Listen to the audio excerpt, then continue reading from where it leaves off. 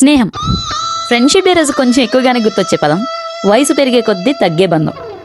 Expectations లేని, ఆశలు కోరికలు లేని true, genuine and open minded relation ఇది మారదు. మనిషి వయసు పెరిగే కొద్దీ హ్యూమన్ మైండ్ సెట్ మారుతుంది.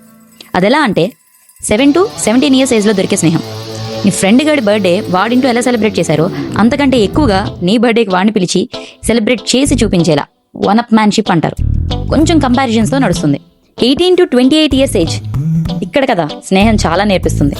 అమ్మా, క్యారియర్ కట్టినప్పుడు 2 ముక్కలు ఎక్కువయ్యమ్మా, నా ఫ్రెండ్ గడు తింటాడు. డాడీ, దాని నోట్స్ నేను రాయాలి, లాస్ట్ వీక్ దాని హెల్త్ అస్సలు బాగాలేదు. ఏ రెస్పాన్సిబిలిటీస్ లేని ఏజ్ కదా, ఫ్యామిలీ కన్నా ఎక్కువ ఫ్రెండే అని అనిపించే ఏజ్. షేరింగ్, హెల్పింగ్, సాక్రిఫైస్ చాలానే నేర్పిస్తుంది. 30 to 40 years, ఇక్కడ ఫ్రెండ్షిప్కి ఫ్రెండ్కి టైం ఉండదు. కెరియర్లో ఎదగాలి, ఫ్యామిలీని చూసుకోవాలి, పిల్లల్ని పెంచాలి. 40 to 50 years ఏజ్లో ఒక్కసారి కలిస్తే బాగున్నాం. లాస్ట్ 2 years బ్యాక్ పెట్టిన గెట్ టుగెదర్కి వెళ్ళి ఉండాల్సింది. లాస్ట్ 50 to 60 years ఎలా ఉన్నారో ఏంటో. సోషల్ మీడియాలో ఉంటారు కానీ కాల్ చేసే టైం మాత్రం ఉండదు.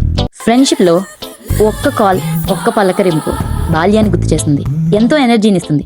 So please try to keep in touch with your best friends. Happy friendship day.